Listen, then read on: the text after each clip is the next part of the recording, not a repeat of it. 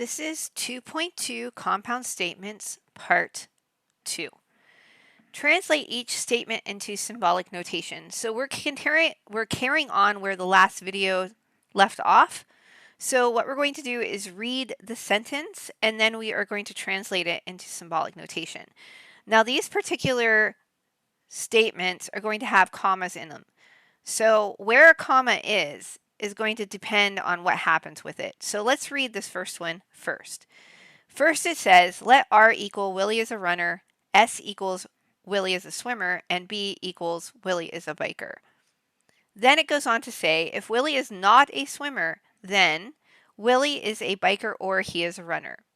So we have a comma here, and what follows that comma is a then. So we have an if-then. Remember, symbolically, if-then is an arrow. So let's write up the first bit before the word then. Willie is not a swimmer. So S equals Willie's a swimmer. Willie is not a swimmer is going to be negation S. Then, after the word then, Willie is a biker or he is a runner. So we have a compound statement with the word or. Willie is a biker is B, or is a V, he is a runner is an R. So B or R has to go inside parentheses because it's a compound statement following the word then. So let's look at this next one. Willie is a swimmer and he is not a biker, comma, or he's a runner. So we have a compound statement. We have a connective or that follows after the comma. So let's look at what's before the or. Willie is a swimmer and he is not a biker. Well, that's a compound statement. So Willie is a swimmer is S. The word and is an upside down V. He is not a biker is negation B. So we need to put that in parentheses because we have the word or after the comma, or. He is a runner would be R. So these are examples when you use commas. Okay? So be careful when you have three things going on in the sentence. You're probably going to have a comma someplace. Okay? And that comma will dictate what goes around the parentheses. So the parentheses have to be used with the compound statement that involves two of the symbolic simple statements. So let's look at this next one. Translate each symbolic statement into a sentence. Again, R is Willie's a runner, S is Willie is a swimmer, and B is Willie is a biker. So we have S, and then we have or, parentheses, negation B, and R. Okay, so S. Willie is a swimmer.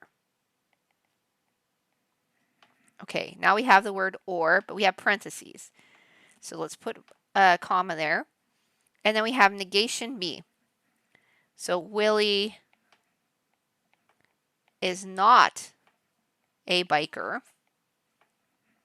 And he is not a runner. Or he is a runner. Sorry about that.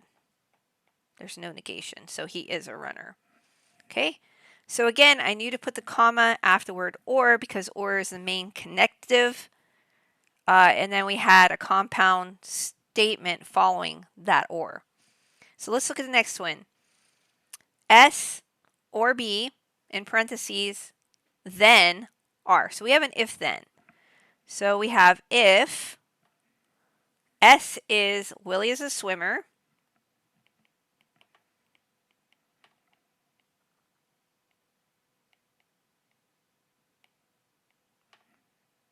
Or a biker, then, comma, he is a runner. Okay. All right, so I put the comma afterward then. So let's look at this next one.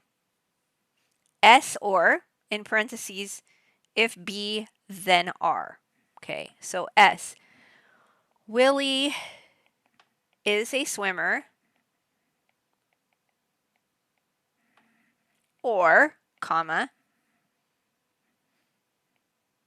if Willie is a biker, then He is a runner. Okay.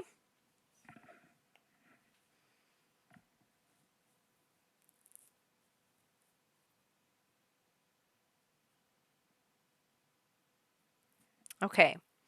So let's do negation B, then S. Okay, negation B is Willie is not a biker. And I should put if. If Willie is not a biker, then he is a swimmer. Okay, so we did those examples. Let's move on. Translate each statement into symbolic notation. Let P represent you upload the picture and L represent you lose your job. Okay, this one sounds serious. So let's look at this. You upload the picture and lose your job. So you upload the picture is P.